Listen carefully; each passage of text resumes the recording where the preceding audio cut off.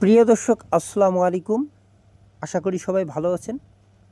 আজ আমি যে ছাগলটি দেখাইতেছি এই ছাগলটির অ্যাকচুয়ালি কুকুর 4-5টা কুকুর কামড়িয়েছিল।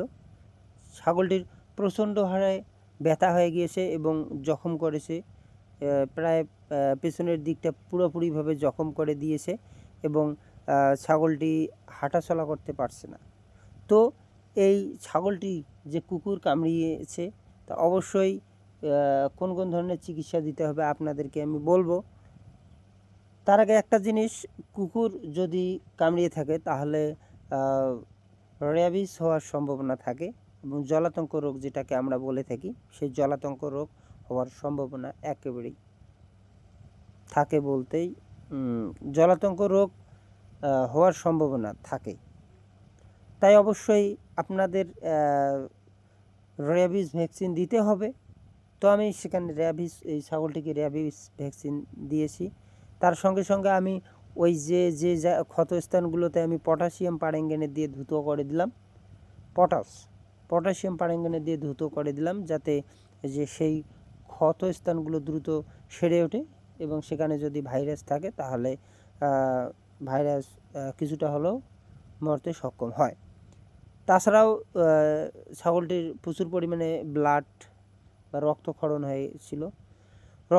হয়েছিল। পটাশিয়াম পারেঙ্গনেট দিলে দেখবেন যে সেই রক্ত যে ক্ষরণ হচ্ছে রক্তটি দ্রুত বন্ধ হয়ে যাবে, কেননা পটাশে এক ধরনের কেমিক্যাল থাকে দ্রুত রক্ত বন্ধ করতে সহায়তা করে, কেননা সেই জায়গাটি দ্রুত পুড়ে ফেলে, তার কারণেই রক্ত বন্ধ হয়ে যায়। তো আপনাদেরকে প্রথমে আমি দেখাবো যে কোন ধরনের আমি ভ্যাকসিন দিয়েছি। দেখুন, জলাতঙ্ক রোগের টিকা অবশ্যই দিতে হবে যদি ছাগলকে কুকুর কামড়িয়ে থাকে। তো এই যে আমার হাতে দেখতে পাচ্ছেন এই ভ্যাকসিনটি আমি দিয়েছি, ঠিক আছে।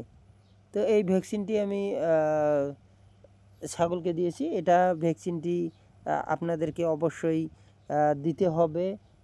প্রথম দিন দিতে হবে, তারপর 3 দিন পর, 7 দিন পর, 14 দিন পর, তারপর দিতে 28 দিন পর, তারপরে 48 দিন পর, তারপর দিতে হবে 48 দুগুণো যত হয় তত 90 দিন পর লাস্ট ইঞ্জেকশন হবে।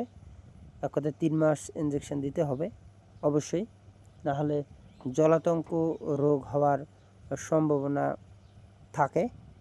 তো প্রাথমিক অবস্থায় এই ছাগলটিকে যে কুকুর কামড়িয়েছে, ছাগলটির প্রচণ্ড হারে প্রচুর পরিমাণে ব্যথা হয়ে গিয়েছে এবং ছাগলটি খাওয়া দাওয়া করছে না এবং ছাগলটি ঝিমিয়ে রয়েছে এবং ব্যথার চোটে ছাগলটির জ্বর এসে গিয়েছে। তো অবশ্যই ব্যথানাশক ইঞ্জেকশন দিতে হবে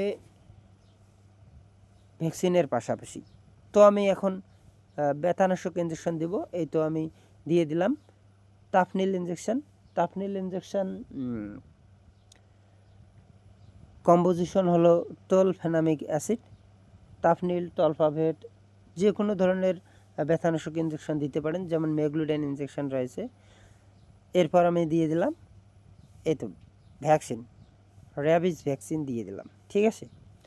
তো ভ্যাকসিন যে আমি দিলাম এই ভ্যাকসিনটি হলো সাধারণত ভ্যাকসিন ছাগলের ক্ষেত্রে প্রযোজ্য 1 ml করে মাংসপেশিতে দিলেই হয়ে যায়।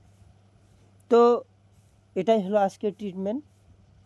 তো ভালো থাকবেন, সুস্থ থাকবেন, ধন্যবাদ।